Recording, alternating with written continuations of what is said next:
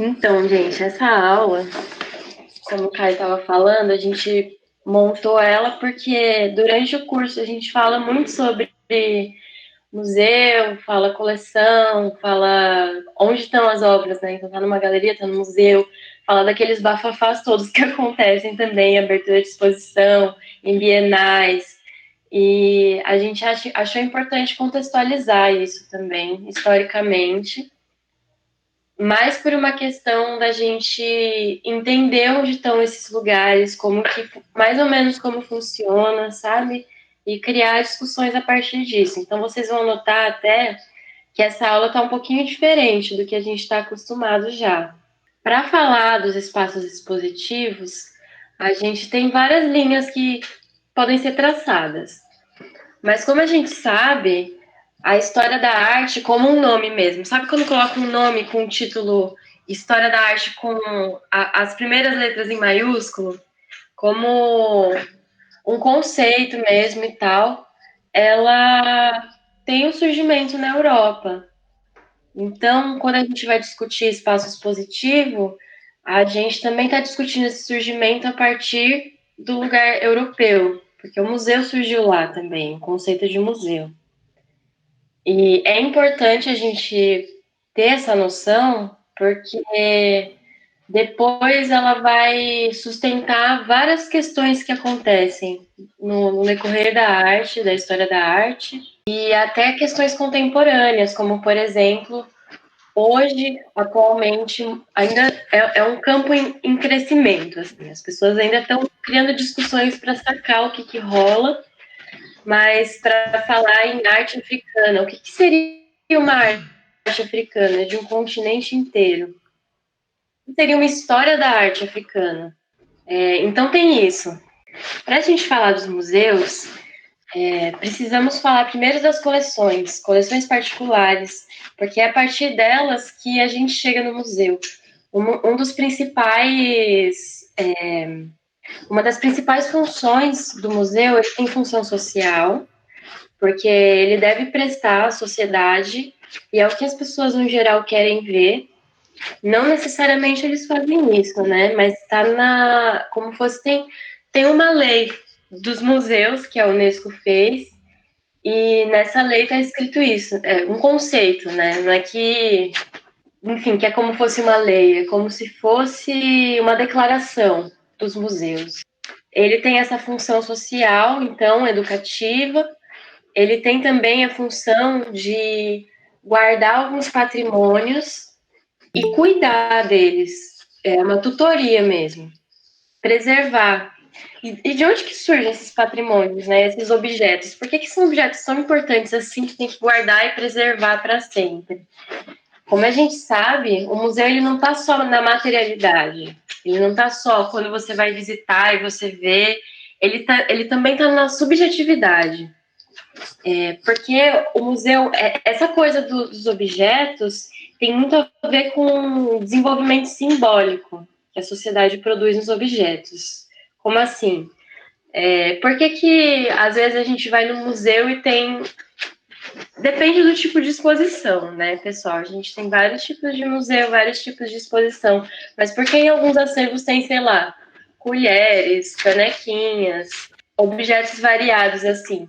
Porque eles perderam o valor utilitário. Então não quer dizer que eu vou... Aquela caneca lá, ela não vai ter mais o mesmo valor utilitário de, tipo, um objeto para beber água, um objeto para... Não, caneca não é para beber água, né? Eu que uso.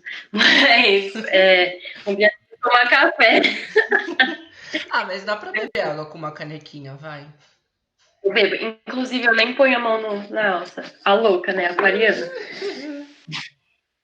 Mas então, a questão desses objetos, gente, é que eles têm cargas simbólicas muito grandes. Como, por exemplo, você já chegou na casa de uma senhorinha e tinha, sei lá, uma Nossa Senhora Aparecida, um altarzinho, assim? E aquilo depois é passado para a filha e é passado para... Isso é uma carga simbólica, mas não é social, porque é uma carga simbólica para aquela família em específico. Aqui no museu, o acervo, a coleção, esses objetos que estão em coleção, coisas colecionáveis, são coisas que têm uma carga simbólica para a sociedade. E quem que diz o que é importante simbolicamente? A gente vai perceber que pela forma de construção dessas coleções, é algo que tem muito a ver com a hierarquia social, mas já já a gente vai falar um pouquinho disso. Aqui nesse slide, que é das coleções dos museus, vamos prestar atenção em alguns pontos que eu coloquei aqui. Temos muitas instituições crescendo, mas é legal sempre a gente olhar as datas, e não é uma questão de tipo, eu vou decorar, mas para sacar mais ou menos em que período que estava. Por exemplo, 1759, fundação do British Museum. É um museu lá em Londres que tem muito a ver com história natural, sabe? Aqueles museus que você vai e tem cerâmicas, enfim, coisas antigas. 1793 foi fundado o Louvre. Em 1869, o Museu Americano de História Natural, lá em Nova York. Aquele museu que tem Uma Noite no Museu, esse mesmo. Para a gente falar do surgimento dessa estrutura que é o museu, a gente precisa rapidamente passar um pouco lá na Grécia. Como a gente sabe, toda a história que foi construída na Europa, a gente tem aquele momento crucial, que é o momento do século das luzes, que não sei o quê, que a galera estava se voltando aos gregos e se inspirando em muitas coisas. Então, a gente tem essa estrutura do museu, que é derivada de uma hegemonia europeia, que é uma hegemonia cultural, estética, social e econômica, e que é fundada nessa base aí. Aqui à esquerda, a gente tem uma imagem de um lugar que chama Teseum. Gente, eu não sei como que fala essas coisas, não. Mas é um templo grego. E ele é dedicado a Epaestos, alguma coisa assim, e Atena. E esses dois são deuses patronos da arte e do artesanato. Os templos na Grécia tinham uma função social e também eles tinham uma função que parecia com uma biblioteca, de realmente de guardar alguns papéis, guardar alguns conhecimentos, mas também os templos recebiam todos os anos ou em épocas comemorativas oferendas das pessoas. E as pessoas aleatórias mesmo, assim, pessoas da sociedade geral gregas, elas levavam, sei lá, vinho, enfim, potes, coisas aleatórias assim, mas eram objetos com uma carga simbólica forte, porque aquele vinho não ia ser bebido por alguém, ele ia ficar lá como uma oferenda para os deuses. E quem pegava aquelas oferendas e organizava dentro do templo, numa sala que ninguém podia ver, que era como fosse uma coleção, um acervo. Só que é religioso, né? E se chamava curador. E é interessante, porque hoje em dia... E o curador era um sábio, muito mais velho, que tinha uma função religiosa mesmo na sociedade. Hoje em dia, quem cuida dos espaços expositivos são os curadores, entre outros profissionais. E a gente tem que o nome do museu está ligado às musas gregas. As musas são filhas de Zeus com a memória. Mnemosine, memória. E essas filhas de Zeus com a memória têm algo de sobrenatural, porque ao mesmo tempo em que elas são filhas dos deuses, elas têm algo também muito humano. A própria memória é uma coisa muito humana para essa cultura grega. O templo das musas na Grécia se chamava Museion. E daí também é uma das teses, é que daí que surge o nome do museu. Muito interessante, né? Porque esses templos tinham essas organizações de coleções pelos sábios. O que são coleções? São como fossem organizações que a gente faz de objetos heterogêneos, são diferentes uns dos outros, e que eles têm forte carga simbólica, muito mais forte que a carga utilitária. Então é como fosse aquela caneca, ela é tão preciosa, ela tem uma carga simbólica tão forte que ninguém pode tocar e beber nela. Às vezes algumas pessoas tocam para cuidar da coleção. E nesse sentido, essas coleções antigas ninguém podia ver. O museu ele tem essa função social. Então, as coisas a gente eles precisam expor de certa forma, mas a gente não pode ficar tocando porque estraga, sabe? Tem esse sentido da preservação também. O nome museu também pode ter a ver com mausoléu. Mausoléu é aquele monumento que fica lá nos cemitérios, né? E aí tem a ver com morte, mas também tem a ver com lembrança e memória. Então a gente tem essa instituição cujas bases, assim, o nome, mesmo nome, né? Já tem muito a ver com algumas questões que até hoje permeiam o museu. Aí aqui à direita tem essa imagem que eu acho muito interessante. Porque é assim, o que aconteceu? Foi um babado que rolou lá, lá na Itália. E essas antiguidades, elas têm uma carga simbólica tão forte que hoje em dia custa muito caro mesmo, às vezes uns valores inestimáveis. E aí começou a rolar um lance lá pelos anos 2000, assim, até 2010, que foi o ano que elas foram recuperadas, de tráfico mesmo. Porque como elas têm toda uma questão que já foi construída até hoje, essas coleções, elas entraram nas mãos de instituições que têm a ver com também instituições governamentais. Tem um papel do Estado para gerir os museus e a cultura também. Por isso ficou ilegal esse tipo de... Sei lá, elas foram roubadas e vendidas. E aí deu um grande rolê. Só que por quê? Vamos entender um pouquinho dessa história. A coisa das coleções, a gente tem outro ponto de vista, tem dos espólios de guerra. Vocês lembram, pessoal, do Império Romano? O Império Romano tinha aquele caráter de querer crescer, de se expandir, de dominar, colonizar. E cada vez, isso tudo através de guerra. E aí, cada vez que os soldados conseguiam colonizar, pegar algum espaço para acrescentar no território, acontecia um movimento, porque assim, em Roma, a gente tem o primeiro lugar que a gente conhece como praça, o primeiro surgimento da praça é em Roma. E aí, pessoal, vamos lembrar, né? O primeiro surgimento, pelo que a gente sabe da história, o que a história conta, e a história, nesse caso, é uma história bastante europeia, porque ela, enfim, os preceitos dela surgiram lá e tal, a gente não tem que ter julgamento de valor de falar que é horrível, mas a gente está nesse contexto.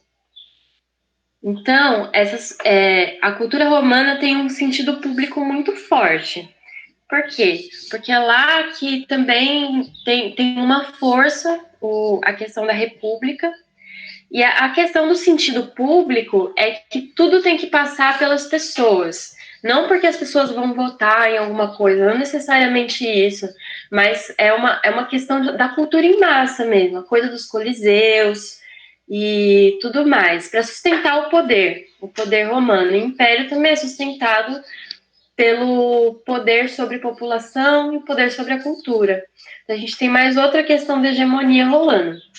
Enfim, nessas praças romanas, quando os soldados voltavam das guerras e conquistavam novos territórios, eles levavam espólios de guerra. O que são os espólios? São objetos que eles acharam interessantes da outra cultura e eles roubam e colocam numa praça para exibir para as pessoas. Então tem todo tipo de coisa. Tem objetos religiosos, tem objetos do dia a dia das pessoas, vasos, às vezes tem até fruta, comida, animais. E esses objetos eram expostos, então um dos primeiros lugares que a história diz que tem exposições de objetos com carga forte simbólica, porque os romanos não vão usar esses objetos, eles vão guardar como uma forma de sustentação do poder deles. Ó, a gente conquistou esse lugar, a gente tem esse souvenir aqui. É mais um dado do surgimento dessas coleções. E por que vai ser importante? Todo museu tem coleção e acervo. E daí, pessoal, o que acontece? Aí a gente já está falando da antiguidade. Quando a gente vai se aproximando do século XVI, XVII até o XVIII, a gente tem muitas transformações sociais e culturais na Europa. A gente já tem, no século XVI, toda a questão dos reis e tudo mais muito forte, e a gente já tem tipos de coleção que podemos falar, assim. A gente fala tem a questão do mobiliário funerário, que é uma questão de, por exemplo, sabe as tumbas egípcias? Tem todo o mobiliário. Eles acreditavam que depois da vida você tinha que levar todos aqueles objetos para a vida pós-vida, para você sustentar, contar a sua história, falar o quanto de poder você tinha e várias outras coisas, são questões religiosas.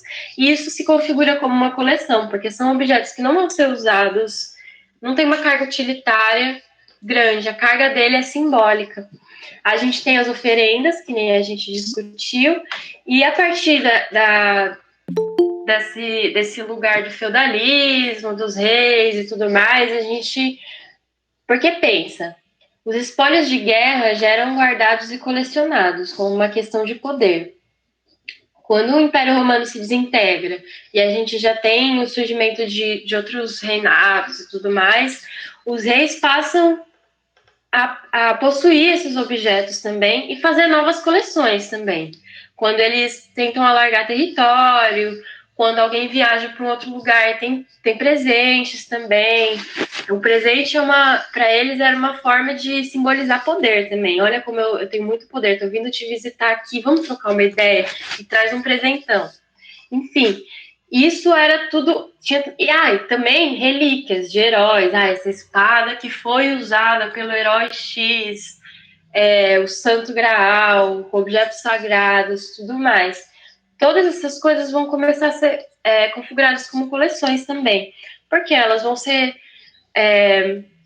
guardadas, cuidadas, muitas não vão ser expostas ao olhar. Quando vai ser exposto pelo rei, é uma exposição de poder, então quando vai ter uma festa, quando vai ter uma coroação, uma coisa assim. E por que a gente está falando sobre isso? Se a gente quer falar sobre museu, né, gente? Os museus, eles vão ser construídos por uma força de pressão popular também. A hierarquia social, a gente viu agora, ela conduz esse surgimento das coleções. As coleções que são coleções de objetos com carga simbólica. Sempre que a gente está falando em coleção, a gente está falando da carga simbólica desses objetos. E eles já não têm mais utilidade, que nem você está colecionando selo de correio. Porque eles têm uma carga simbólica muito forte e a gente não vai usar o selo de novo, mas aos poucos ele vai até começar algumas coisas. Lembra da nota de R$ 1? Uma galera começou a guardar essa nota, e essa nota vale muito dinheiro, só que era uma nota de R$ 1. Então tudo isso tem a ver com a carga que a gente coloca também. E essa parte já da capitalização desses objetos vai acontecer um pouco depois da parte da Era dos Reis e tudo mais. Enfim, no final do século XVI, começa a ser moda você colecionar antiguidades na Europa. Antiguidades são esses objetos de sociedades antigas. E com a colonização, que começa mais ou menos no século XVI, XVII, mais objetos são acrescentados nessas coleções, porque a gente tem viagens para lugares exóticos, então começa a colecionar. Nessa imagem a gente consegue até ver isso. Aqui a gente tem um gabinete de curiosidades.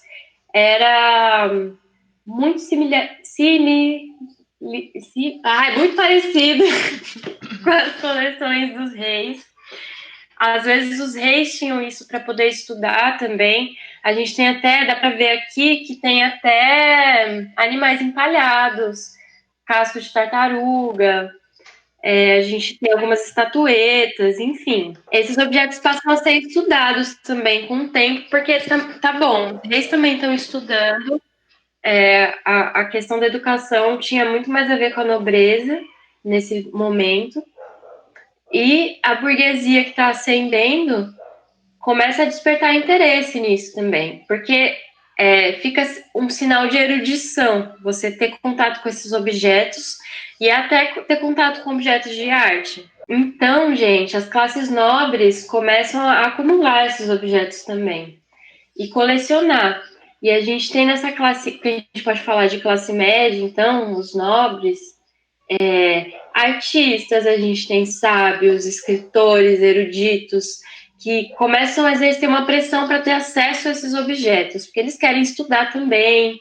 E, enfim, essa pressão fica tão forte que a partir do século XVII começam a fundar as primeiras bibliotecas públicas e depois os museus. As bibliotecas públicas acumulavam todos esses escritos e conhecimentos que ficavam antigamente, né?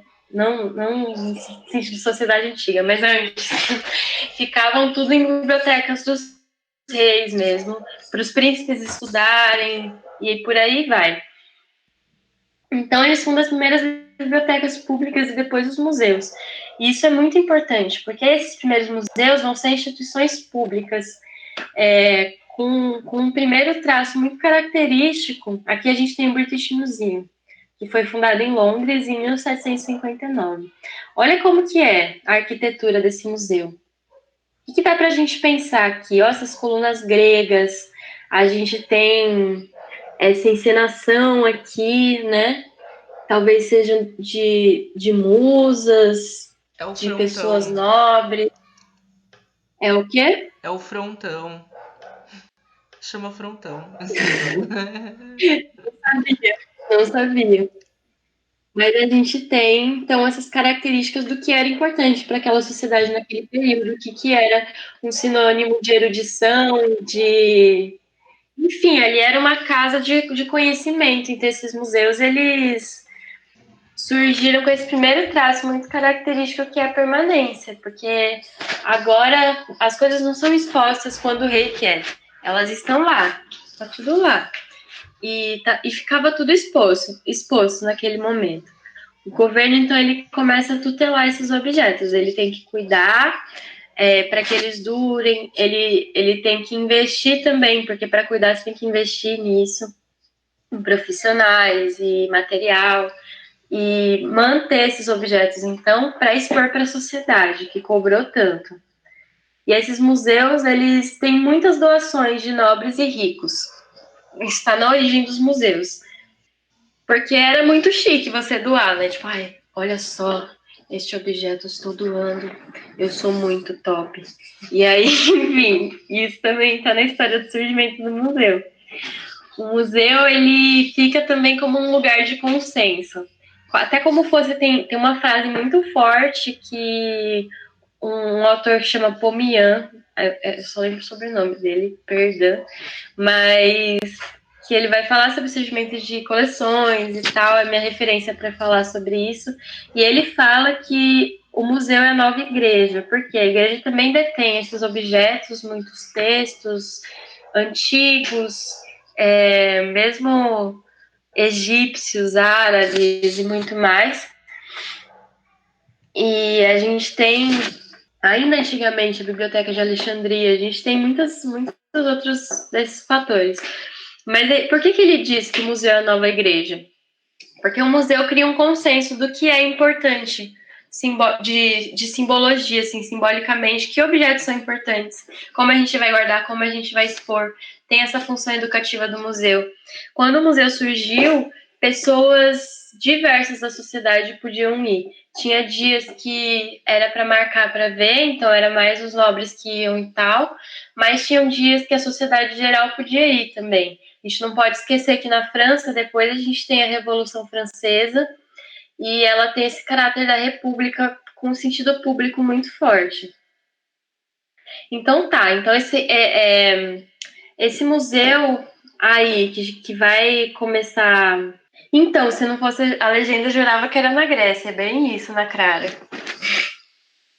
Esses museus que a gente tem, aqui a gente já tem uma imagem de outras coisinhas mais que vamos falar. Mas esses museus, eles têm um sentido forte da noção do progresso, porque a gente vai mostrar para a sociedade para ela ficar mais conhecida dos poderes, para ser mais erudita a sociedade, para a gente ser uma sociedade mais chique, que tem essa característica, né, do século XVIII.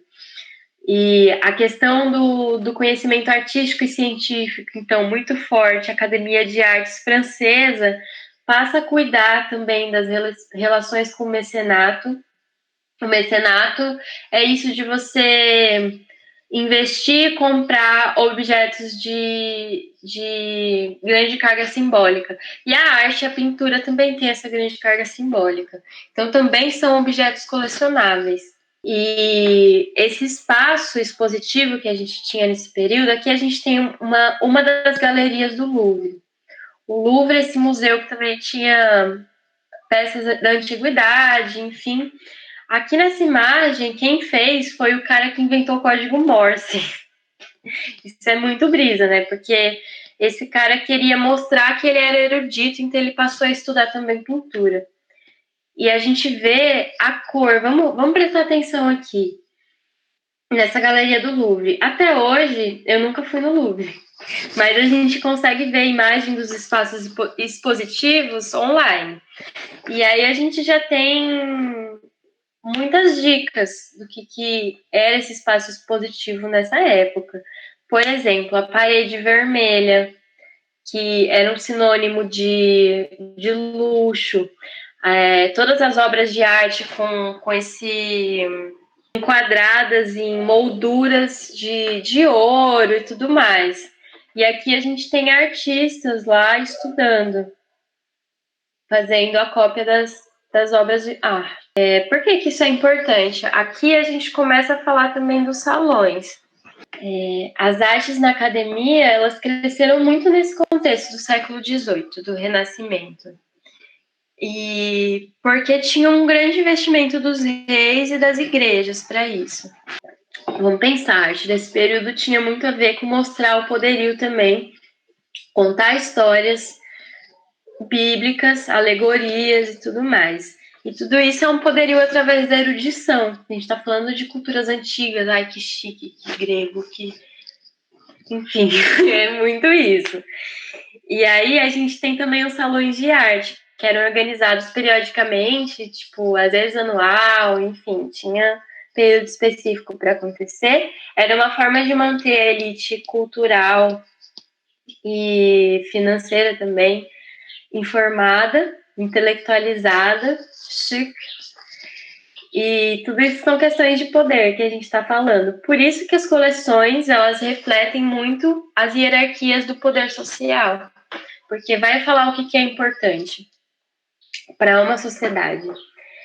E então a gente tem também um dispositivo de poder. Os salões como um dispositivo de você demonstrar o que era importante, até esteticamente, formalmente. E a gente tem uma coisa muito interessante, que as obras que eram expostas mais no alto eram as obras que, tipo, não é tão bom, tem um par mais no alto que a pessoa não vai ver direito. Aqui, mais para baixo, vamos pôr os negócios mais top, assim, que aí a galera consegue visualizar. E aí era muito isso, a questão dos salões. Aqui a gente tem uma imagem muito interessante também culturalmente, porque é um rei distribuindo os prêmios no fechamento de um salão. E a gente tem também esse histórico já no início do modernismo, dos impressionistas criando outros salões, porque eles são recusados nesses salões acadêmicos, que tem toda essa cultura muito, muito bem colocada, e eles passam a criar salões independentes. Então, isso passa a ser usado muito pelos artistas modernos também. Nalu, Vira uma vanguarda. Oi. Naquela outra imagem, eu não sei se os alunos repararam, mas dá pra ver a Mona Lisa, né? Bem embaixo. Sim. Será que é meu mouse?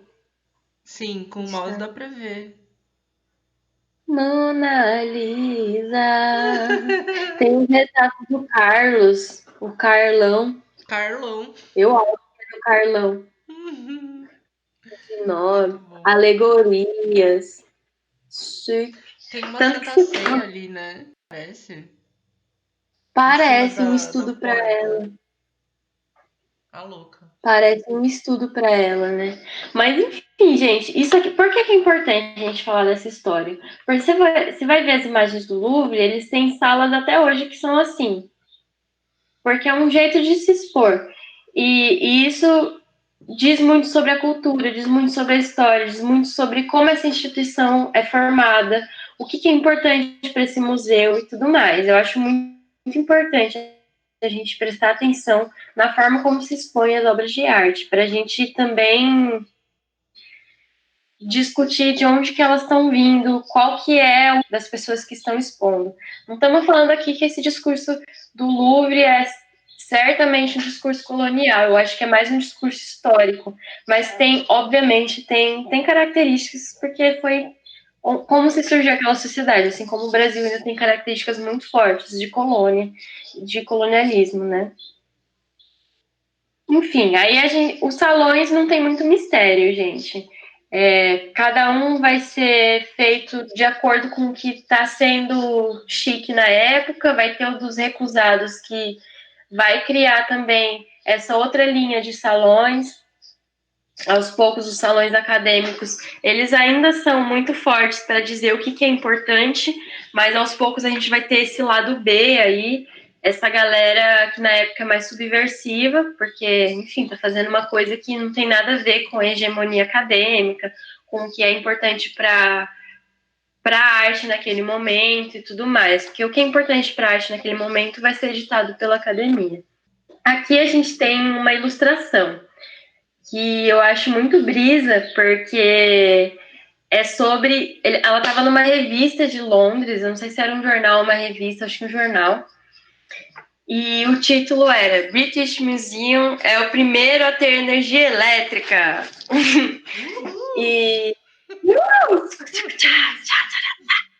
E aí dá pra ver, né, que as lampadinhas, a galera de chapéuzinho, galera mó chique, vendo as coisas com as filhotas, os nobres. Aqui uma característica muito importante que são objetos roubados de sociedades antigas. Isso é uma grande discussão hoje em dia. Aqui a gente tem, não sei o que é isso, mas aqui no fundo eu acho que é um leão, por exemplo. Aqui a gente tem um começo também do que chama de. Ai, como que era o nome? Mas eles têm dioramas, né? Que começam. Dioramas. Então, é assim, tem animais empalhados que é curiosidades, né, galera? Hashtag curiosidades. E aí eles começam a fazer dioramas, que é tipo assim, fazem encenações de pessoas e animais de como que é naquela cultura. Tipo, lembra do gabinete de curiosidades? Olha a influência desse gabinete aqui, gente. Como que dá para pensar que a gente tem como fosse um grande gabinete de curiosidades público agora, só que óbvio, não pode falar que é um gabinete, mas que tem essa influência. Por que eu contei toda aquela história que eu falei de culturas hegemônicas, de espólio de guerra que é roubo? Porque a gente chega aqui nos museus de história natural, como o Caio falou, museus etnográficos, e a gente tem os vidros já aqui, se a gente for notar. Por que é legal a gente perceber essas coisas? Porque até hoje tem museus que são assim. O próprio British Museum é muito parecido com o que é essa imagem hoje. Óbvio que as coisas mudam, as pessoas têm novas pesquisas e tal, mas tem muitas críticas sobre esses museus, como a gente já sabe. Aqui a gente tem o hall central do Museu Americano de História Natural de Nova York. Por que se critica esses museus, gente? Porque eles têm objetos que são sagrados e que foram roubados, deviam estar lá na tumba, por exemplo, porque está interferindo na cultura dos outros, sabe? Tanto que hoje em dia tem muitas tumbas no Egito que elas Por exemplo, eles pegam os objetos e colocam dentro de vidros para preservar e durar mais tempo ainda, mas deixa lá na tumba do jeito que estava, deixa tudo lá certinho. Porque é uma forma de você respeitar a cultura dos outros, certo? Não é com uma cultura menor e tudo mais, que para eles é, né? Você pode pegar um objeto que era importante para os outros e expor lá no museu. Que nem expuria. Então, Nalu, eu acho Ai, legal, gente. tipo, pensar que é como se, sei lá, entrasse no túmulo de alguém da sua família e roubassem coisas, sabe? Ninguém ia gostar. Exatamente. É muito trash, mano. Mas enfim, tá lá, né, gente? O Uhum. negócio tá lá. E a gente precisa olhar com um olhar crítico isso. Por que, que a gente pode criticar isso também? Justamente até pela forma como está sendo exposto tudo. Aqui, no Museu Americano de História Natural de Nova York, que é aquele do Uma Noite no Museu, vocês já viram esse filme? Que, mano, uma bagunça essas coisas, né? Dá muita agonia. Então, esse filme, vocês lembram? Tem, tipo, uns indígenas, tem um cowboy lá. Isso eram pessoas que foram personagens que, mano, muito ódio. Foram personagens que saíram desses dioramas. Eu tenho uma imagem de um diorama aqui. Mas primeiro eu queria que vocês prestassem atenção aqui, esses bichão empalhados. Dentro desses coisas de vidro, pessoal, a gente tem outros bichinhos empalhados também. Porque aí a gente tem as antiguidades, que é chique de se expor, que não sei o quê. E a gente tem também. Porque, ó, essas coisas que. Coleções de uma coisa que era chique, que agora virou, tipo, objetos de erudição e objetos de estudo. A gente tem os bichinhos também. Enfim. E junto com os bichos, a gente tem encenações de pessoas. O que vocês acham disso, gente? Não vou falar minha opinião por enquanto, mas eu acho que eu já falei, né? Exato, tá assim até hoje, galera. Gente, esses dioramas começaram a ser feitos, sério, eles começaram a ser feitos no século 17 e 18. E até hoje continua tendo diorama. E o museu, eu tinha trazido uma imagem, mas eu tirei, achei que ia ficar muita coisa. Mas esse museu, todos esses museus de história natural, eles são montados de uma forma específica, que é, tipo, dividido por sociedades, e aí essa parte era pessoas africanas, a tradução. E aí tem objetos roubados, e tem todas essas coisas. Gente, o fato de eu falar objeto roubado é uma questão ideológica que eu tô falando. É que eu acredito que isso é roubo. Mas existem outros nomes para isso também, tá? Eu quero deixar nítido que é a minha opinião, porque também tem isso, né? Às vezes não é só opinião, tem a ver com muita pesquisa também para dizer que é roubo. Tem muita pesquisa que comprova isso, que diz e explica por que é roubo. Mas existem várias formas de dizer sobre isso. Enfim, por que eu trouxe essa imagem? Porque isso é um museu também, porque é importante a gente discutir isso e a gente tem artistas que vão começar a discutir isso. Eu não sei se vocês sabem, mas no século XVIII, XIX, até no século XX, viu? A gente tem museus que expõem essas imagens, até hoje a gente tem, mas a gente tem também os zoológicos humanos. Não sei se vocês já ouviram falar sobre isso. Todo mundo concorda que é roubo, é isso, é bizarro mesmo, estranho. Mas a gente tem os zoológicos humanos. E É. que coisa horrível e esdrúxula, horrenda, estranha, esquisita, nojenta que é um zoológico humano. A gente tem história em vários lugares, tem na Bélgica, tem em Paris, tem em Nova York. E as pessoas iam lá para curiar outras pessoas. E é nojento, enfim, não posso. É cativeiro, né? Só que a gente tem uma história que aconteceu muito forte lá nos Estados Unidos de, de um zoológico que tinha pessoas assim, essas pessoas de outras culturas e tudo mais que eram chamadas de pigmeu. Que. Nossa, gente, eu acho a história muito pesada. Mas aí tinha esse menino que tava lá exposto e que nem chamava o nome dele. E ele morreu de tipo, ele se suicidou porque ele não aguentou isso tudo, sabe? Mas por que eu tô trazendo aqui? Porque essa história, a gente tem esse artista que chama Fred Wilson, ele pega histórias que aconteceram e ele fez esse busto. Qual que era o nome desse busto? Pigmeu. Ponto. E tava escrito isso. Sabe essa partinha que tem no tecido? Tava escrito isso e esse era o nome do busto. O Fred Wilson cobriu que o trabalho dele, ele entra em instituições e pega acervos. Os acervos são isso que a gente viu, as coleções, museus etnográficos. Ele pega esses bustos, essas coisas e tudo mais, e faz instalações com isso. É muito interessante. Se vocês forem pesquisar depois, eu não trouxe mais imagens, porque, nossa, muita coisa. E ele coloca o nome real dessa pessoa, Ota Benga, e bota essa discussão do que é importante, do que é um busto, o que está sendo representado. Ele muda também nomes de algumas obras e coisas de coleção, e ele coloca objeto roubado da etnia pá. E isso é muito importante, é uma discussão muito interessante. Ele começou a fazer esses trabalhos em 1990, 80, 90.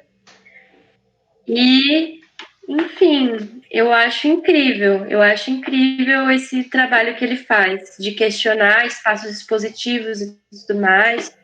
A gente tem muitas histórias para contar dele, mas eu já vou passar, gente, porque já falei demais, né?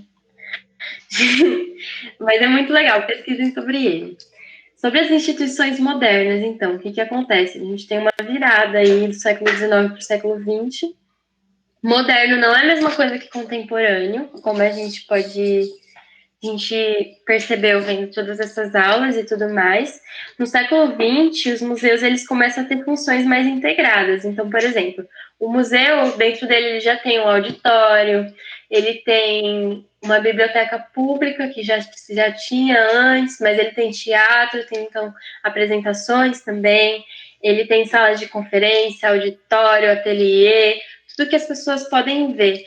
Até, por exemplo, na Pinacoteca, você vai lá, não sei se vocês tiveram a chance de ir lá, mas se vocês conseguirem ir, é muito legal.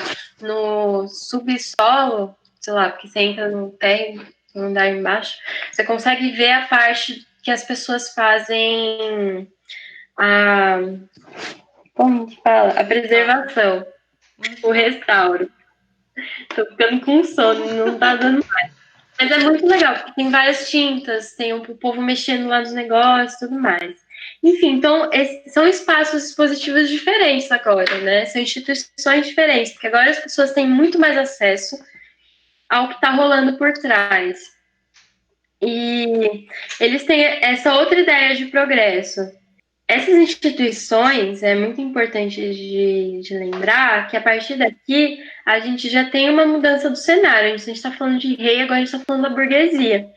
E muitas dessas instituições vão ser fundadas pelo governo, mas muitas também vão ser fundadas em ação com o governo e instituições privadas, e outras vão ser somente instituições privadas, ainda que elas tenham esse papel de expor e tal, que é um papel social, né? Educativo. Em 1970, a gente tem isso que eu falei para vocês da Unesco, que é tipo, a gente tem um Conselho Internacional de Museus, e esse conselho elaborou um conceito, que aí eles dizem quais são as funções principais do museu. Eles sempre refazem esse conceito, e esse de 1970 é legal porque ele fala que o museu deve seguir também expectativas da comunidade e seguir interesses do público, além de salvaguardar os objetos e cuidar e tudo mais. Então, por serem fundados, muitas vezes por serem fundados por essas iniciativas privadas, mesmo em conjunto com o Estado e tal, essas instituições correm um risco muito forte de marketing cultural. Se vocês forem lembrar, não sei se vocês tiveram a possibilidade de acesso, de ir, mas no MASP tem lojinha do MASP, tem lojinha da Pinacoteca, tem café do MASP, café da Pinacoteca, porque tem um lado de que esses museus precisam de financeiro para ser sustentados, porque o governo não ajuda, e era função do governo também ajudar. A gente não pode esquecer que o governo tem a função de cuidar da educação, da cultura, e de investir nisso. Então, cadê, né? Porque, tipo, o MASP, por um bom tempo, assim, ele ainda tá quase para falência. Por isso que tem o rolê do Amigo MASP, essas coisas tudo. Vamos ver aqui as datas. O MoMA é uma instituição, é o Museu de Arte Moderna de Nova York, foi criado para expor apenas arte moderna. Em 1929, ele abre a primeira sede. Esse museu é muito importante porque ele influencia muito do que vão ser as instituições hoje em dia. Como que a gente enxerga o discurso da instituição? A gente enxerga esse discurso principalmente pelo espaço expositivo. E o MASP em 1947. A Pinacoteca foi fundada em 1901, por aí.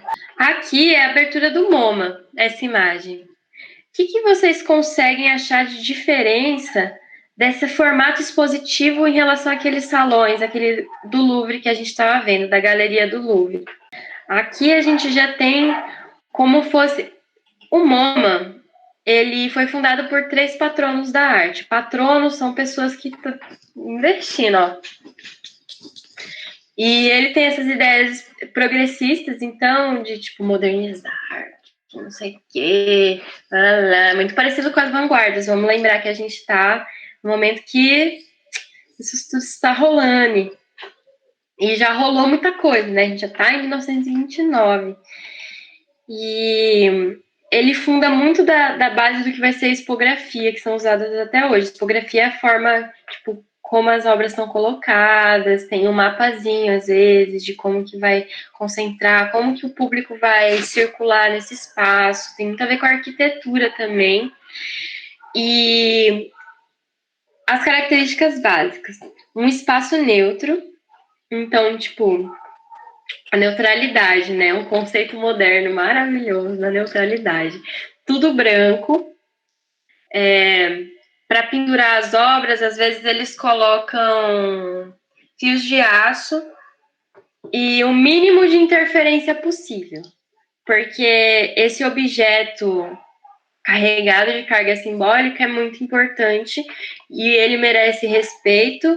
Esse é o discurso que eu tô falando deles, tá? E ele merece respeito e ele fica posicionado nesses padrões. Então, a gente tem padrõezinhos bem feitos.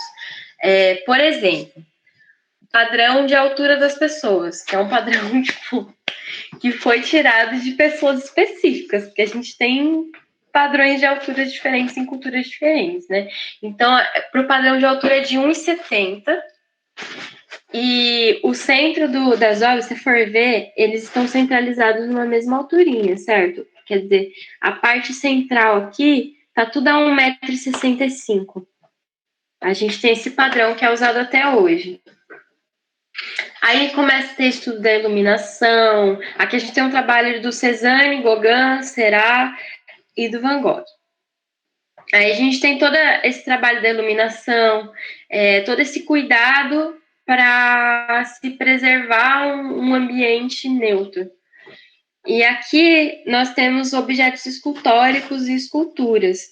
Vamos prestar atenção em como que eles estão sendo expostos. A base deles é tudo branco ou acinzentado. A gente tem uma iluminação com mais preocupação, que já é de 1939, essa exposição chama Machine Art. E eu não consegui encontrar o nome dos artistas que estão expondo. Peguei lá do site do MoMA. Então a gente já tem um outro tipo de discurso institucional aqui, que é o da neutralidade.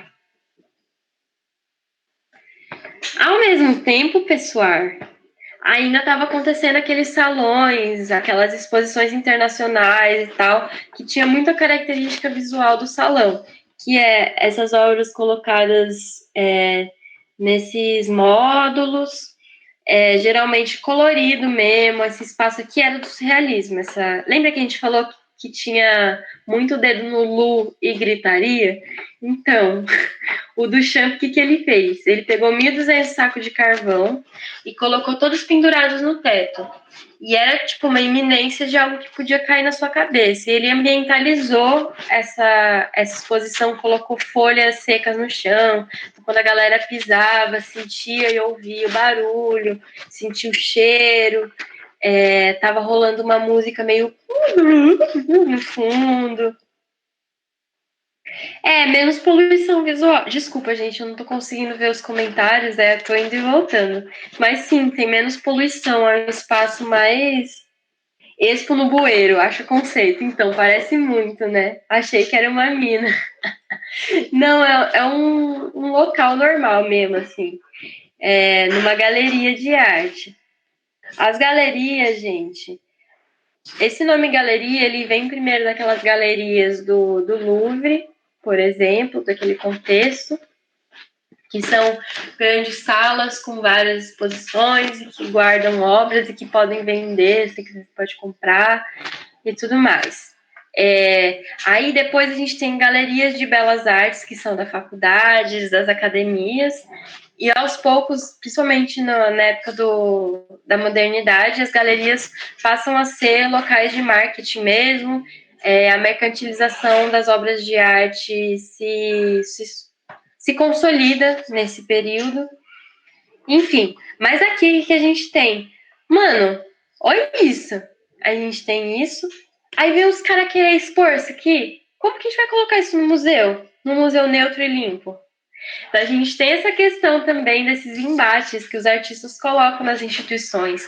Lembra que a gente falou na arte conceitual, a gente falou também dos movimentos concretos e neoconcretos no Brasil, que tinha toda uma questão de meter o louco nas instituições e na academia, na galeria, no museu, porque a gente tinha esse espaço que se propõe a ser neutro, para expor arte moderna. Mas aí quando a gente já passa para o momento mais contemporâneo, né, que aí já é nas viradas da década de 60 para 70, a gente já tem uns artistas que estão criticando esse lugar. E que até hoje muitas instituições expõem as coisas assim, porque realmente, né, às vezes fica muita informação, tem algumas coisas que são importantes nisso. Aqui a gente já tem o máximo, que aí já é outra instituição de São Paulo, MASP foi fundada em 1947.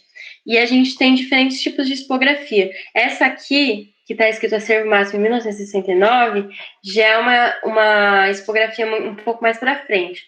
Essas aqui à esquerda são muito parecidas com do MoMA, lembra? E são de 1947. O MASP, quando ele foi fundado, ele não tinha aquele prédio na Avenida Paulista, ele ficava na Avenida 7 de Abril. E aqui a gente já tem esse discurso, ó, tá vendo, pessoal? Paredes brancas, como esses módulos como fosse paredes mesmo, as obras de arte naquela altura específica. Aqui a gente tem embaixo essas estruturas de metal. Todas são estruturas feitas pela mesma arquiteta que fez o prédio atual do MASP.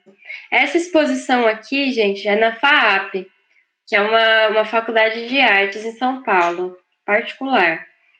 A gente já tem outra forma de exposição, que são os módulos que eu acho muito bonito também, Esther, eu acho muito bonito também. Mas aí a gente tem esse discurso, né?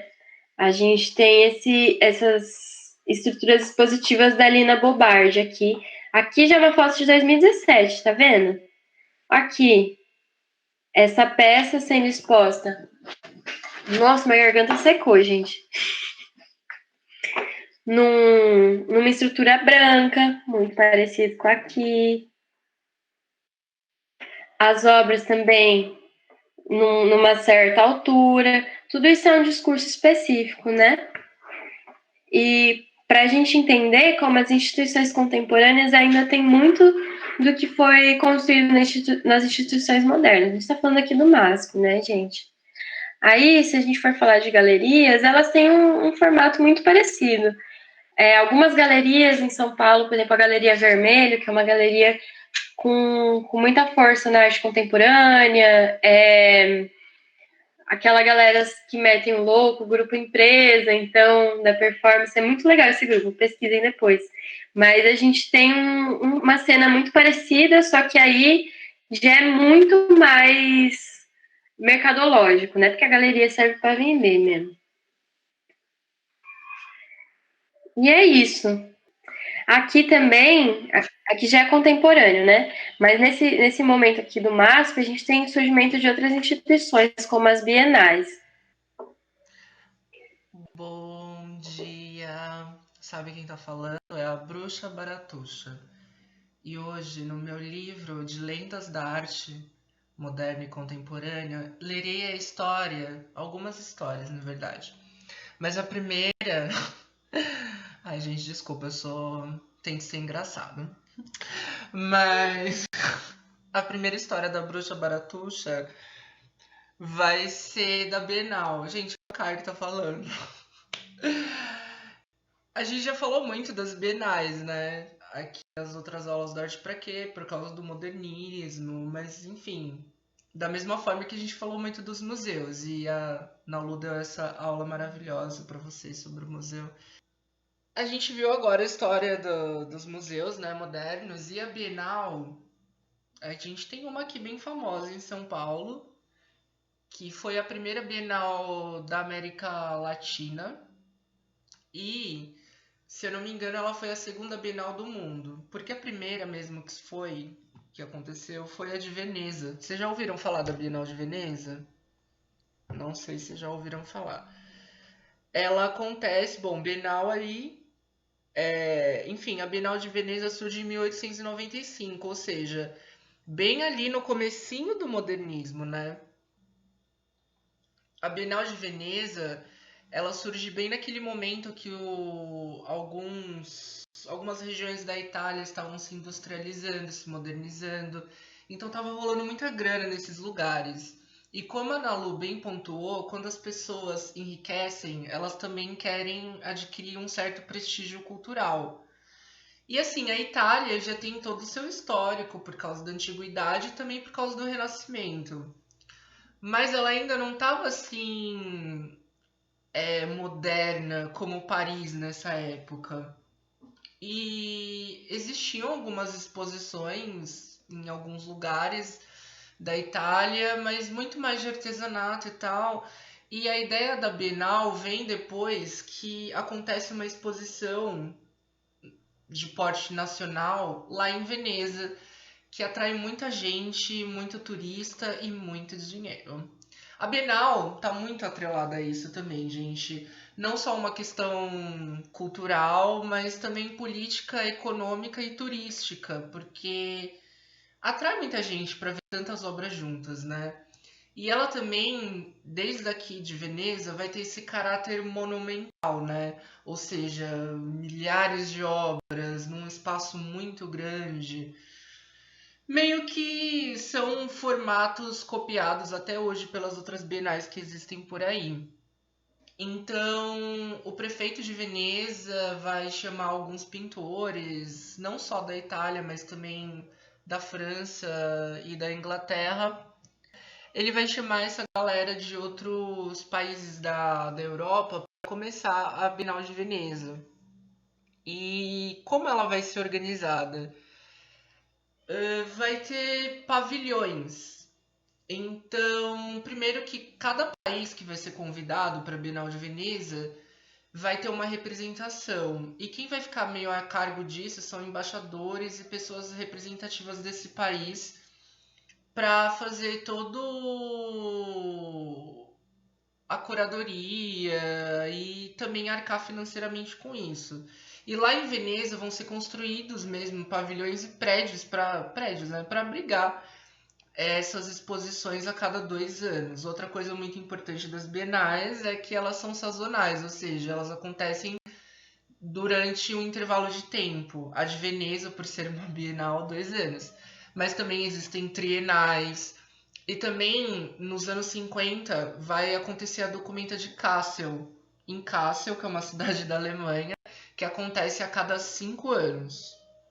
Então, a última Documenta foi em 2017, a próxima será em 2022.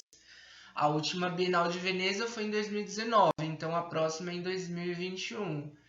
E a nossa Bienal de São Paulo seria esse ano, né? Mas por causa da Covid-19, ela foi adiada para o ano que vem. E, se eu não me engano, nos anos 40, o Brasil começa a tentar mandar obras para a Bienal de Veneza, porque é isso, ela vai ter esse prestígio político perante os outros países, né? Porque vai rolar premiações. E uma coisa é isso, né? Pra gente pensar.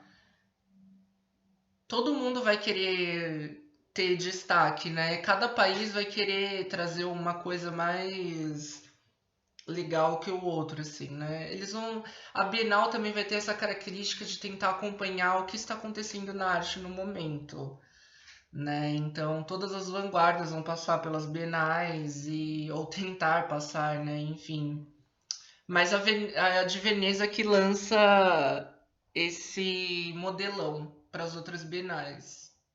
Aí a Ana Lu deixou links para vocês das fundações, né?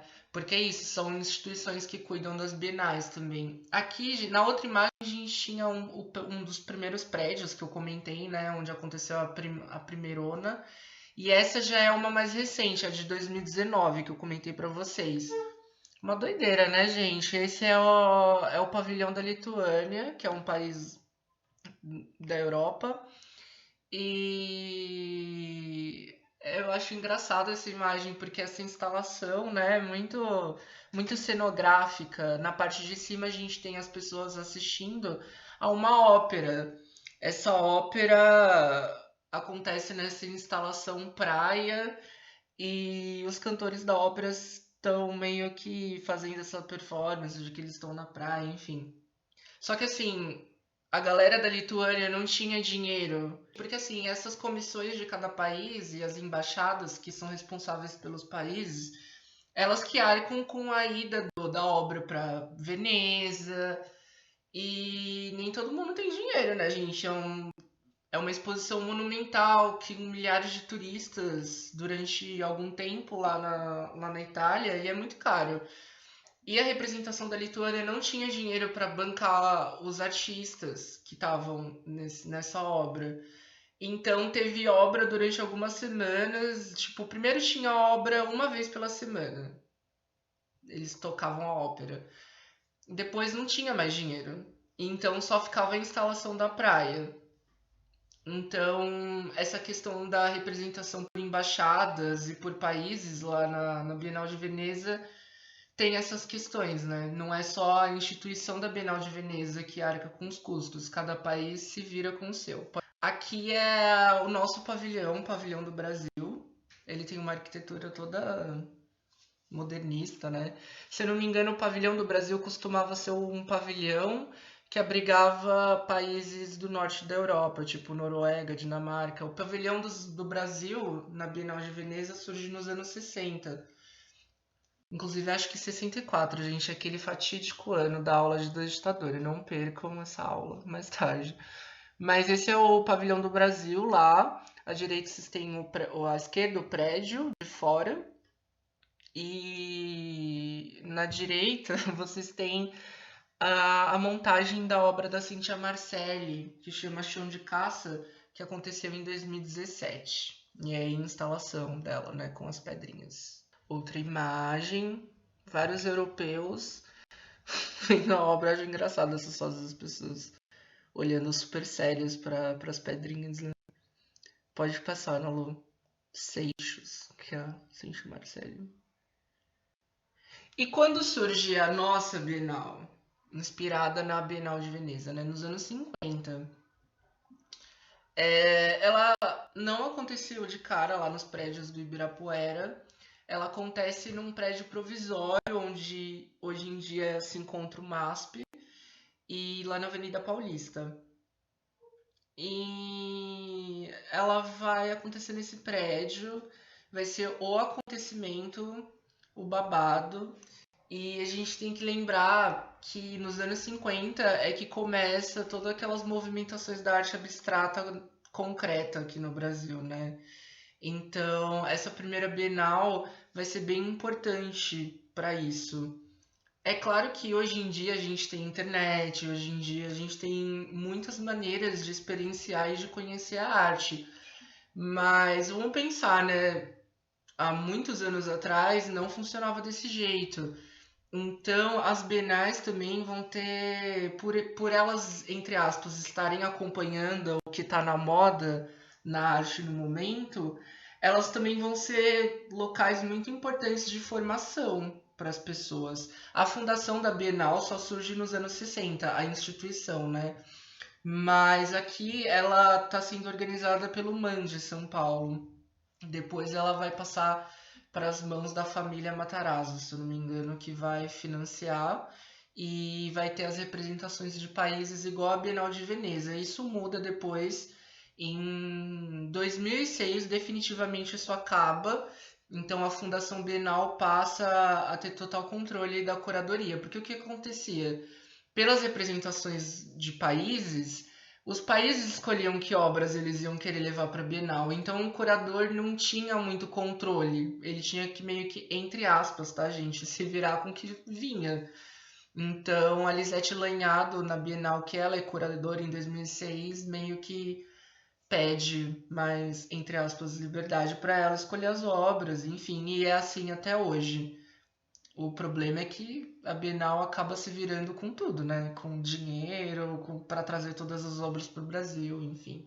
Aqui, gente, montagem e abertura da primeira Bienal. À direita, a gente tem as obras do Willem de Kooning, aquele artista do expressionismo abstrato, que a gente comentou bastante na aula. Lembra porque eu falei que era importante Bienal, né? Para conhecer esses artistas. Aí a representação dos Estados Unidos.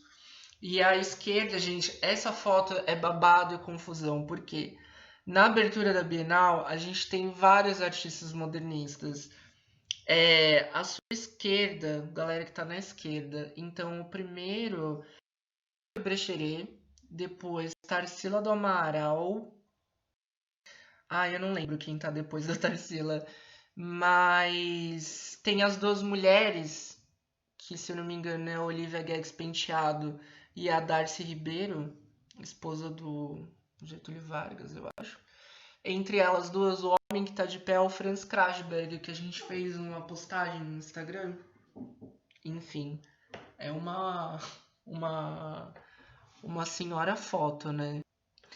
E aí o que acontece, gente? A gente tem bienais com polêmicas, né? Porque se não tiver um pouquinho de polêmica, não tem graça. É um acontecimento cultural importante também, de certa forma, né?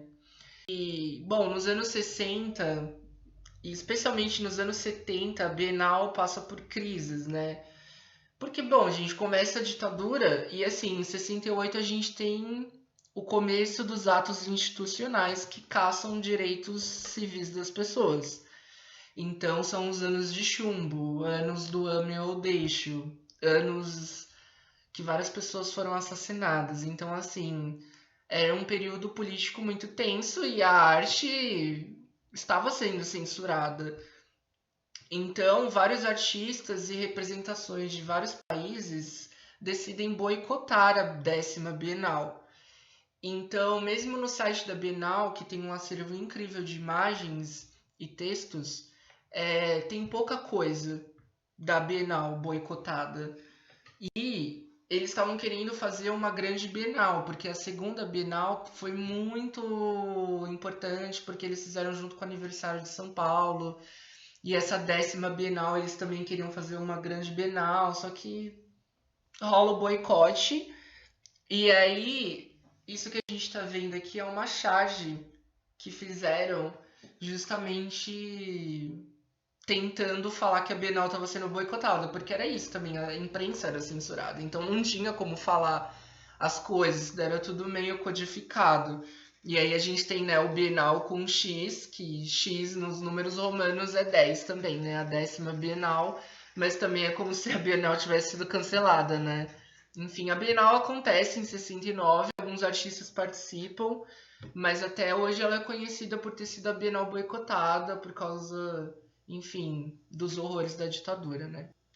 Aqui, gente, a gente tem outra Bienal polêmica. Essa já é mais recente, de 2008. O que que acontece? Lembra que eu falei para vocês que a Bienal, a Fundação Bienal, a partir de 2006, passa a arcar com tudo.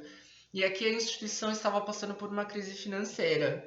Então, eles só conseguiram chamar 50 artistas. E lembra que eu falei, né? A Bienal acontece nesse prédio gigantesco de Oscar Niemeyer, lá no Parque do Ibirapuera. E ela tem esse caráter monumental, né? Então, imagina você ter que encher esse prédio com 50 artistas. É bastante gente ainda, né? Mas para Bienal talvez seja pouco. E essa Bienal ficou com o andar dela completamente vazio. E aí ela ficou conhecida como a Bienal do Vazio. Ela teve uns artistas meio famosos, assim, tipo a Marina Abramovic e a Sophie Calle. Mas ela ficou muito marcada por essa crise institucional, né? Tipo, um andar inteiro da Bienal vazio. É uma coisa bem simbólica, né? E aí aconteceu uma loucurinha. Pode passar, Lolo, a gente vai ver agora. Olá, boa noite. A 28ª Bienal de São Paulo abriu neste domingo para o público em clima de protesto. Dezenas de pichadores invadiram o prédio no Parque do Ibirapuera e deixaram marcas nas paredes, corredores, corrimões. A segurança agiu e rolou o maior tumulto. Olha, nem parecia Bienal.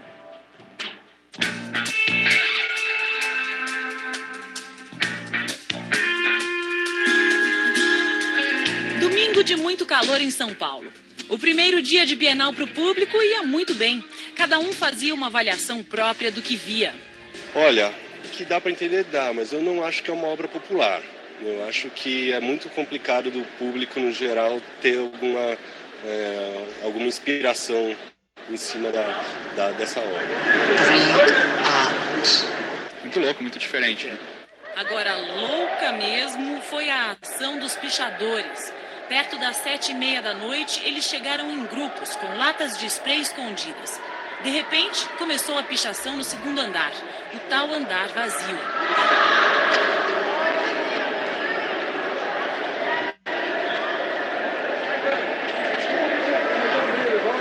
E com a pichação, a confusão, com os seguranças tentando impedir o protesto.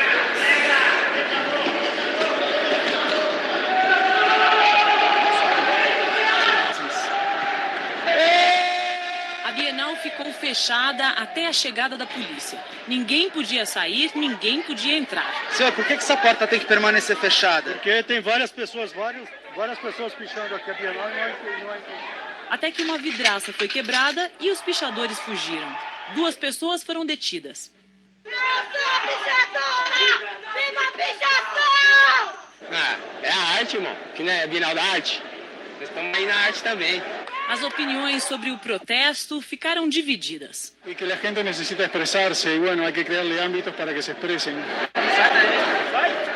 Acho que as pessoas entendem, nesse momento da arte, que está valendo tudo e que o espaço é para todos. Né? E, por outro lado, a Bienal é um evento que tem uma organização, né? Que tem uma intenção. Eu acho que está acontecendo, é isso aí, né? Nada mais contemporâneo do que essa manifestação. Até sair com força, ó. No final, a conta ficou para quem menos tem a ver com a discussão sobre Bienal do Vazio, ação de pichadores, protesto pela arte, seja lá o que for. Dá trabalho pra gente, que tá aqui na limpeza. Quanto tempo leva pra sair essa tinta? Se não tiver com removedor, de uns 2 dias sair isso daí. Uns 2 dias pra tirar. Porque isso é uma pouca vergonha, isso não se faça com as coisas dos outros.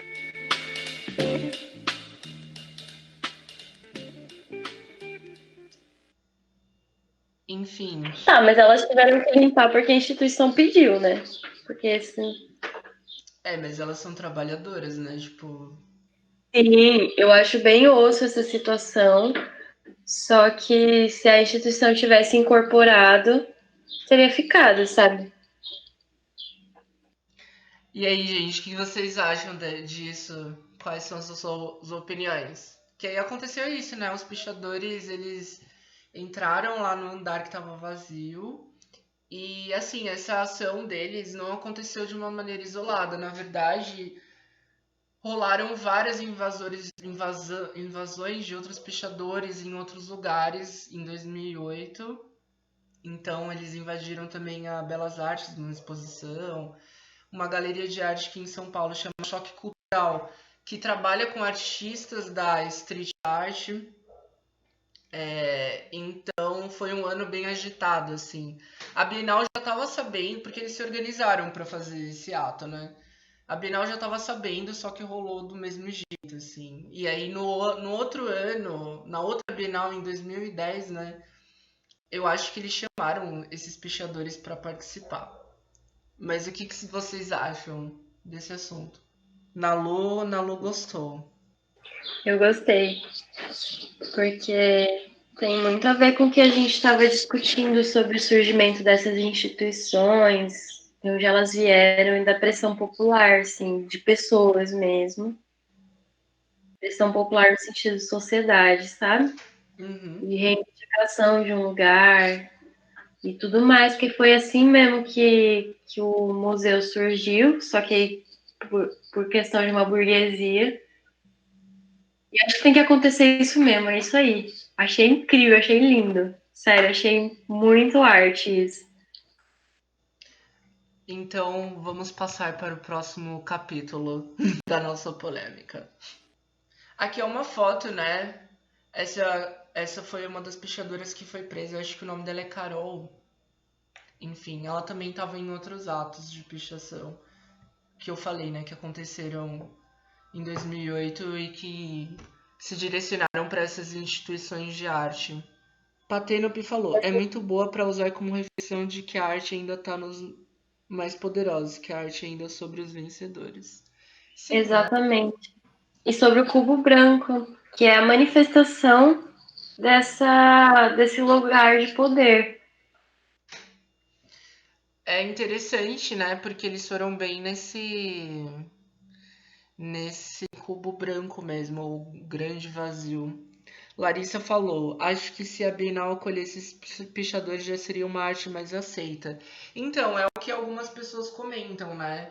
Que, por exemplo, se eles tivessem deixado a pichação lá, seria uma institucionalização disso. Então, toda a questão da pichação e suas questões sociais se perderiam de certa forma. Enfim, é um assunto polêmico que não tem uma resposta muito bem definida, né? Eu também penso assim, eu acho que se deixassem a pichação é uma institucionalização, como aconteceu com o grafite norte-americano, mas a gente vai entrar nisso. Justamente agora que a gente vai falar de arte pública. Então, gente, arte pública é isso, né? Eu peguei o gancho lá da nossa Bienal, porque a pichação, querendo ou não, eu não sei se é arte, não tenho muita propriedade para falar nesses termos, assim, porque acredito que se a gente falar que uma manifestação é arte nos termos da instituição, a gente está institucionalizando ela, então eu acho um pouco perigoso, mas é um movimento social super importante, urbano, brasileiro, que É um movimento existe. estético, né? Não tem como Exato. excluir o caráter estético, mas é que nem estava falando de história da arte. Essa é a dificuldade de se colocar uma história da arte africana. Não só porque é um continente, mas também porque é um termo fundado nessa Constituição Europeia de Ciência, né? Nossa, é uma discussão muito interessante. E aí a gente entra nesses termos, né, de arte pública. O que vocês entendem por arte pública? O que vocês acham que é arte pública? Eu coloquei à nossa direita aquele Tilted Arc do Richard Serra que a gente falou na aula de minimalismo, né? Que deu um maior bafafá quando instalaram essa escultura lá em Nova York. Quer dizer, mesmo quando é uma coisa oficial, a arte ainda pode ser controversa. Larissa diz que é arte de rua. Mas o que vocês acham que arte pública, então tá na rua? É uma coisa que todo mundo pode ver? Então, seria? O que você acha que é arte pública, Nalu? Eu acho que tem a questão da cidade, do público que não são pessoas que vão entrar no museu, elas estão andando na rua. É um público muito mais inesperado e tem uma relação com a arquitetura da cidade, né? Eu acho que é bem por esse caminho, né? A gente poderia, então, sei lá. Eu também, é outra coisa que eu não tenho a resposta, gente. Eu quero mais colocar essas direções. Eu acho que é um nome legal. Porque é isso, eu acho que a arte pública pode ser entendida tanto nesse sentido de cidade, algo que todo mundo transita ao redor, né? Às vezes necessariamente não tem acesso ou tem acesso de forma fácil, tá ao ar livre, a gente pode colocar nesses termos. E pode ser tanto essas intervenções como uma pichação, grafite, ou obras financiadas, né, de arte, como esculturas, monumentos, cartazes, performances. A gente viu várias na aula de performance que acontecem na rua, né? Eu acho que a performance, inclusive, a rua pode ser um lugar super interessante para ser entendido como essa arte pública, porque ela está muito mais vulnerável, né? Eu acho que era uma questão importante desses artistas dos anos 70 saírem dessa instituição. Mas, assim, não significa que a arte pública não seja institucionalizada. Ela é também, porque algumas obras e mesmo performances, coisas assim, podem ser depois institucionalizadas pelo museu. Então, isso daqui que a gente está comentando não tem um lugar muito bem definido, assim. Abarca muitas questões, como a gente viu, a pichação é uma das mais polêmicas, mas então vamos continuar discutindo. Pode passar, Malu. Aqui eu quis trazer um trabalho do Basquiat e falar um pouco do grafite dos Estados Unidos, porque eu acho que hoje em dia a palavra grafite está muito associada com um tipo de arte pública mais institucionalizada, e eu acho que até mais perto do mural, entende? Mas assim, ela tem uma origem nos Estados Unidos muito mais próxima da pichação. Ou seja, gangues nos anos 60 e 70 querendo demarcar territórios dentro da cidade, então escrevendo em paredes, e depois pessoas escrevendo nomes, fazendo o que se chama de tag, né? E isso tomando uma proporção super grande, assim, e depois indo parar nos metrôs, nos trens, então é até uma cena meio estereotipada, assim, de Nova York dos anos 80. Aqueles trens super grafitados. E aí eles chamavam esses grafites dos trens de masterpieces, né? Tipo, obras de arte, porque eram muito grandes, enfim. Nova York nos anos 80 era bem agitada, assim, nesse sentido. Só que depois rola toda uma pressão da polícia, enfim, é uma arte que na época era bem marginalizada, hoje em dia ela já foi muito mais comercializada. Mas eu trouxe o exemplo do Basquiat porque ele foi um artista que começou nesse meio e depois tomou todo um corpo de trabalho muito importante. Ana Clara disse: eu vi que o Cobra falou uma vez que a pichação séria seria ilegal e o grafite é quando tem permissão para fazer. Exato. Só que lá nos Estados Unidos, grafite, inclusive, gente, foi uma expressão que surgiu nos jornais para falar sobre essas pichações que estavam acontecendo nos Estados Unidos. O grafite, ele era ilegal. Assim, o termo diz respeito a coisas que são consideradas legais também lá nos Estados Unidos. Só que hoje em dia, e principalmente aqui no Brasil, a gente tem esse entendimento. Por isso que eu falei que o grafite hoje em dia tá mais perto de uma pintura mural, assim. Porque eu acho que é isso, tem esse entendimento de que é uma coisa aceita, institucionalizada. O próprio Cobra, por exemplo, é um artista que, enfim, faz trabalhos para vários lugares. Mas eu trouxe o Basquiat justamente porque ele pichava frases super poéticas por Nova York e ele tinha um alter ego para assinar, que era o Samo. Samo seria um acrônimo para Same Old Shit. E ele usava esse alter ego para assinar as pichações. Aqui a gente tem uma super legal que diz... É tipo umas perguntas assim, instituições que têm um maior poder político. Aí a primeira seria a televisão, a igreja, o McDonald's e Samo, né, que seria ele. E essas pichações, sim, a gente vai chegar nos gêmeos daqui a pouco. Essas pichações, elas começaram a chamar muita atenção assim das pessoas e publicaram uma matéria falando do Samo. E quando isso aconteceu, o Basquiat matou o Samo, ele começou a pichar Samo is Dead, sabe? Então, eu acho super bonito porque ele tirou várias fotos dessas pichações e dele próximo a elas. Ali a gente tem ele à nossa esquerda, né? Então, é isso. Essas intervenções, elas têm uma característica de efemeridade muito importante, né? Porque a cidade tem os seus donos e suas políticas também. E a gente sabe que esses donos, essas políticas excluem as pessoas. Então é muito doido, né? Como uma arte que tem esse sentido super político hoje em dia esteja tão comercializada. Tenha virado um nicho, de certa forma. Né? Aqui é uma pichação do Basquiat quando ele matou o Samo. É até engraçado porque ele tem aquele Czinho de copyright do lado. Eu acho isso super legal, assim. Procurem o Basquiat, gente. Ele tem uma obra super extensa e legal para ser vista.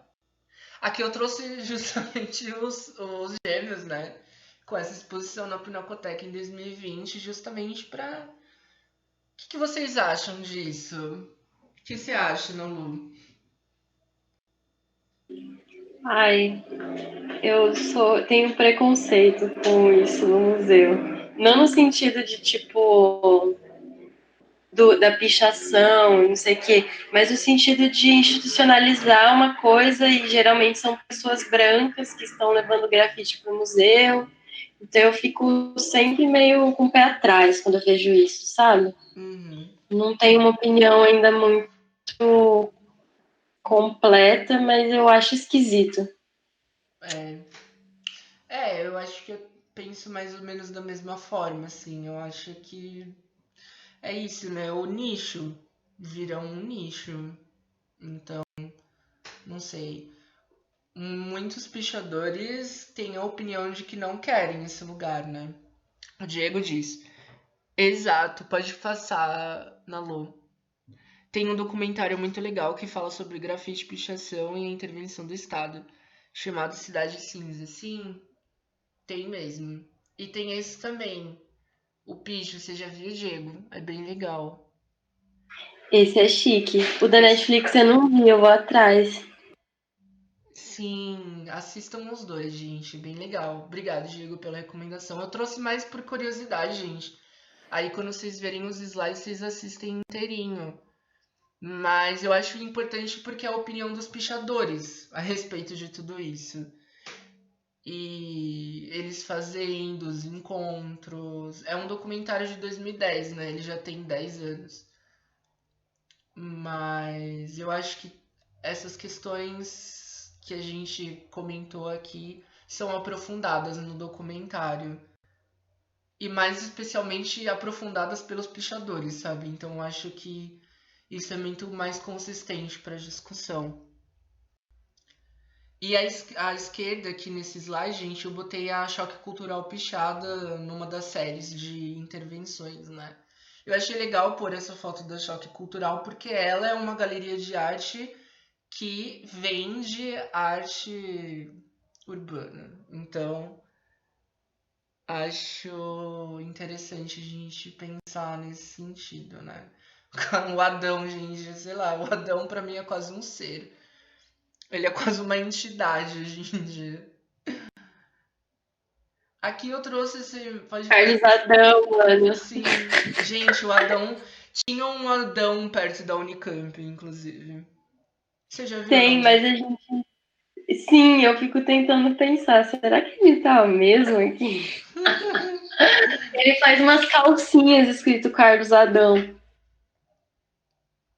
Então, eu acho que o anonimato e essa coisa do alter ego que a gente viu no Basquiat mesmo é muito interessante na pichação e no grafite, enfim. Mesmo o Banksy, que é um nome super famosinho do grafite, é interessante a gente pensar isso, né? O quanto esse anonimato se espalha pela cidade e cria uma lenda urbana a respeito dessas pessoas. Exatamente.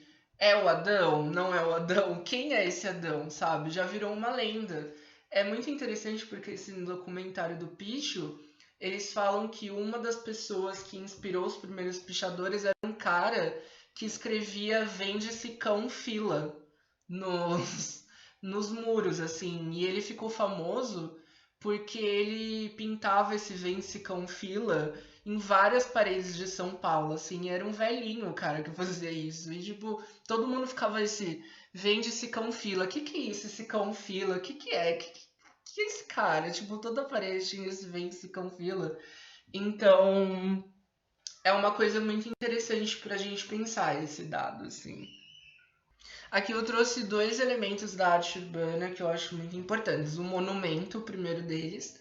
Fizemos postagem no começo do semestre lá no nosso Instagram. Deem uma olhada se vocês não viram ainda.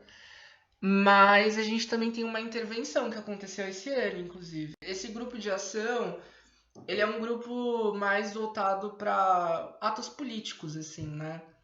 E eles começaram durante a pandemia de Covid. E eles que fizeram essa intervenção com as caveiras, que deram uma certa viralizada no Instagram, né? Eles escolheram monumentos justamente de bandeirantes, que são personagens das nossas lendas de formação do Brasil, super problemáticos, porque dizimaram populações negras e indígenas e, enfim, a que custo foi essa expansão do território brasileiro, né? E essa intervenção foi com caveiras que eles acharam, se não me engano, de restos de desfiles de carnaval, assim, veio a ideia. E aí depois eles fizeram em vários monumentos da cidade de São Paulo. Justamente essa questão, né, que se tem, destrói o monumento ou não. Muitos historiadores pensam que é importante deixar os monumentos lá justamente para ter uma continuidade dessa discussão. E aí, os caras que fizeram essa intervenção disseram que a intervenção ajuda justamente a gente pensar nisso também, né?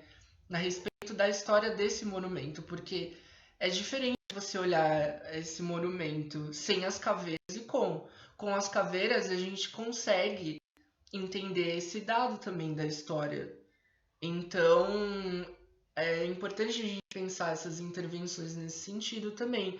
O quanto elas conseguem ressignificar outras obras de arte do espaço urbano e a arquitetura. E esses artistas, na verdade, vocês conhecem? Já viram?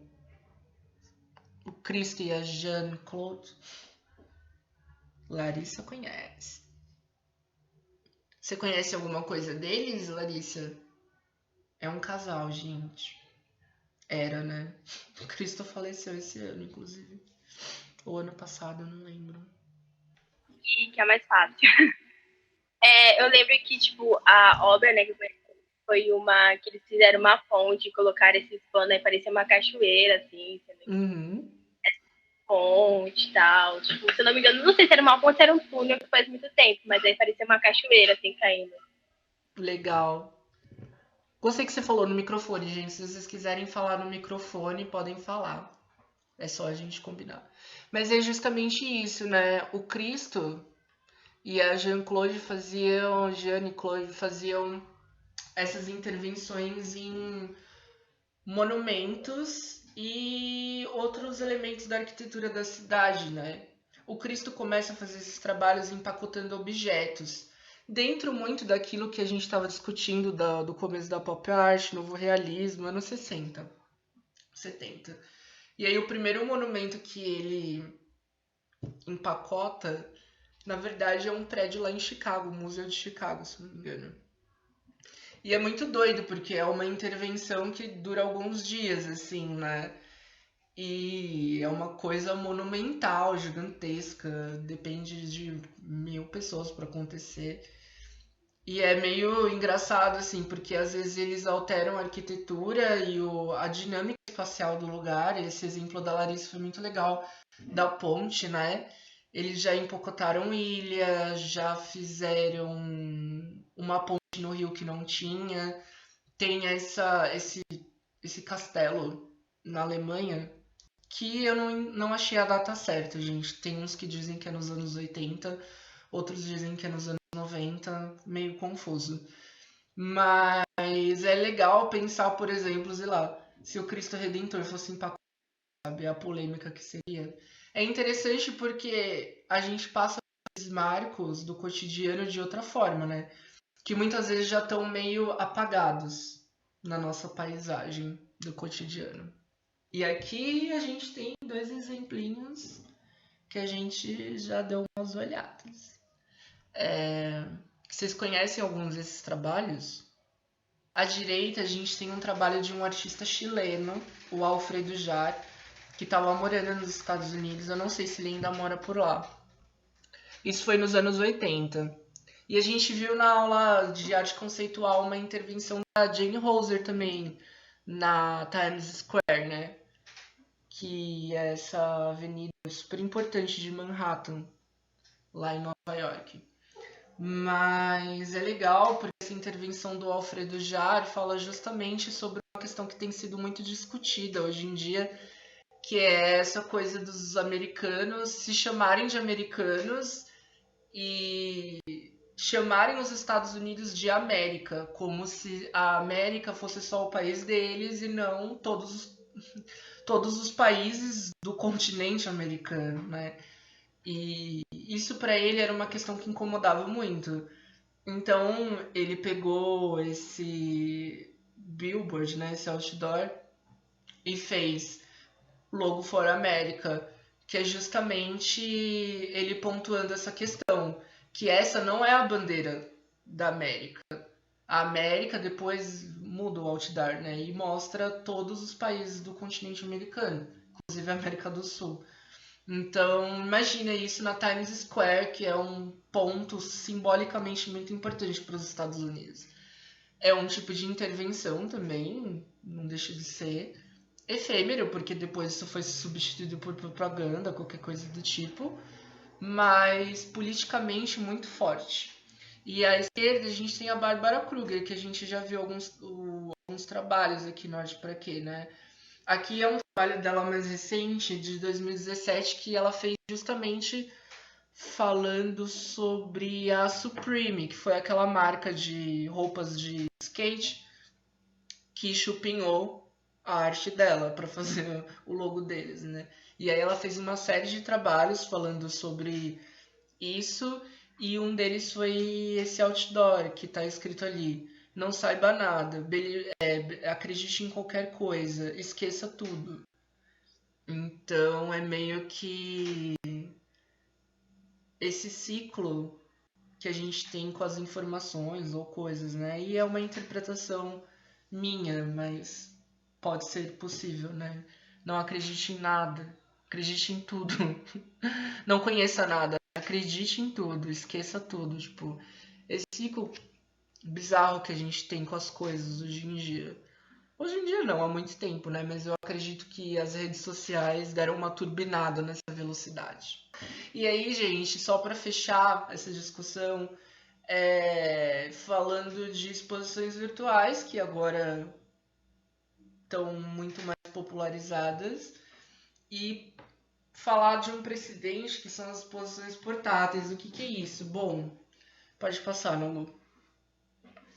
Nos anos 60, estava acontecendo todas aquelas movimentações das neovanguardas que a gente já viu, e o Seth Siegelaub, acho que esse é o nome dele, convidou diversos artistas para pensar trabalhos de arte por um formato de um livro. E ele chamou esse livro de Xerox Book. E ele queria que esse livro, na verdade, fosse toda a exposição. Porque a gente geralmente tem os catálogos das exposições que tem fotos das obras, textos, e é isso, né? Só que o Siegelaub estava indo na direção contrária, quer dizer, o catálogo era exposição, se a gente pensar assim, de uma maneira um pouco rudimentar. E isso traz umas características muito doidas, assim, pra gente pensar espaço expositivo. Porque, primeiro, que deixa de ser uma coisa efêmera, né? A exposição é alguma coisa efêmera. E passa a ser permanente. A partir do momento que você começa a ler esse livro, você passa a ver a exposição. E também tem uma característica muito importante que é a circulação. Porque um livro você faz diversas cópias, essas cópias depois podem, sei lá, ser copiadas e isso gerar uma cadeia de cópias, assim, infinita. Então tem um alcance potencialmente muito maior, né?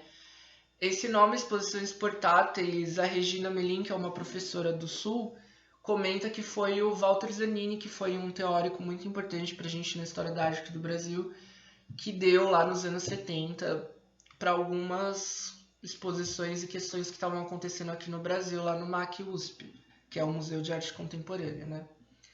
E, enfim, é bem inusitado, assim, se a gente pode dizer, né? Porque aí é uma frase da Regina Melin, né? Expandir a noção de espaço positivo de exposição é a possibilidade que temos de fundar outros circuitos, ou seja, outras redes de acesso à arte, outros lugares para experimentações e ganhar outros territórios. Uma publicação é como uma exposição itinerante. E por ser portátil, seu deslocamento é muito mais acentuado. Pode dispersar-se pelo mundo até perder de vista. Eu achei super bonito, gente. Regina Melin, muito, muito legal. Aqui é um print da exposição do Ayrson Heráclito, da Vigil Brasil, que também é uma instituição bem importante de arte daqui de São Paulo, que faz uma exposição sazonal a cada 2 anos, eu acho, não lembro. E é muito, muito interessante, porque aí eu queria discutir uma coisa. Aqui a gente tem um formato possível de exposição virtual, né? Porque aí, no caso, a gente entra e vê os vídeos do Ayrson direto. Mas o que tem acontecido também de exposições virtuais, pode passar no... São essas exposições que criam espaços virtuais e aí você, numa realidade virtual, entre aspas, experiencia o museu. E o que vocês acham disso? Comentem, porque eu acho um pouco forçação de barra. Porque assim, por exemplo, o livro, esse site da Vigil Brasil, eles meio que assumem as coisas pelos que elas são, né? Tipo, é um vídeo, você vai lá, abre e vê. É um livro, você folheia as páginas. Você não tenta simular essa sensação de que você tá no espaço expositivo, né? Então eu quis trazer 2 exemplos diferentes pra gente pensar isso, né? Qual é o futuro e o que a gente quer de exposições não convencionais, sei lá. Nalu acha que... o que é um não lugar, Nalu? Um não lugar é um lugar que você não fica de verdade. Você tá sempre de passagem nesse lugar. Então, não tem muito espaço para socialização, para você se sentir. Por exemplo, busão, mano. Todo mundo tem o seu busão e a gente tem um busão nosso, a gente conhece as pessoas que estão naquele busão, mas de certa forma é um lugar, tipo, é um. Busão é um transporte, né? Mas vamos pensar na rodoviária, nas estações, no shopping, no mercado. São lugares que a gente vai para fazer uma coisa e já vai embora, ou é uma passagem muito rápida. A gente não tem uma relação com esse lugar, sabe? Uhum. E eu acho que a internet não. Sabe? Acho que sim, pode criar um pouco mais de acesso, mas é isso. Nem todo mundo também tem internet, então é falsa essa sensação de acesso, de acessibilidade. E se for em um óculos de realidade virtual, para começar, que as pessoas não têm acesso a isso, eu acho, e que também não tem como você socializar num lugar assim. Lembra que a gente falou que museus e instituições foram construídas basicamente também para relação com o público? Que tipo de público a gente tem nesse sentido? A gente não tem muita noção e muito. Não tem pessoas, sabe, gente? Eu não. Eu acho esquisito, eu acho importante ter outros espaços e outras noções, eu acho importante, mas essa noção de exposição online, Será sabe? que a gente Você consegue tá entrar vendo no um site? simulacro. É, vamos tentar, porque a coisa online você tá vendo um simulacro, você tá vendo um simulacro da imagem, você não tá nem lá, né? É uma falsa sensação de presença. Exato. Se você, Por isso. se você diz que é a mesma coisa, é que nem o EAD. É uma falsa sensação, assim. A gente tem um certo um certo lugar aí de encontro e tudo mais, mas dá uma falsa sensação, não é a mesma coisa, sabe? Então, A eu acho gente não meio tem bizarro esse, porque ele foi, tipo, todo propositalmente construído pra tentar criar Google Maps. tipo, criar essa sensação de. Mas eu me sinto no Google Maps vendo um simulacro, eu não me sinto no lugar. Eu não consigo sentir o calor dessa luz no meu corpo. Eu não consigo. São fotos, né? Ah. Nossa, Serra tá meio. E nem dá para aproximar muito, como no Google Arts. Por exemplo, o site do Google Arts. Eles estão fazendo um pouco disso, mas tipo, o espaço expositivo, gente, ele serve para você sentir. Você sentir a luz, você relacionar esse espaço com o seu próprio corpo. Como que a gente vai relacionar isso com o nosso corpo se a gente está vendo uma foto? Acho Galera que é falou meio que algumas essa. coisas aqui no A chat. logo. Vitória, ao mesmo tempo que ele aumenta o acesso a quem não poderia ver, ele limita, porque não é um lugar real. É essa coisa da internet, né? Larissa falou do óculos e Ana Clara. Eu acho que é até uma ideia válida. Claro, pode não ser tão rico quanto uma exposição, mas é um começo. Eu acho que, tipo assim, exposição virtual, eu acho que É ela que nem já é uma realidade, assim, tipo. Mas não, nunca vai ser igual uma exposição real, não tem como ser, né? E é mó pesado, tipo, tá travando aqui, mano. Então, você tem que ter uma internet boa. Não sei o quanto é funcional em termos Não tá dando práticos. muito. Mondrian. Pronto. Tô vendo também. Gente, eu sou muito reaça nesse sentido.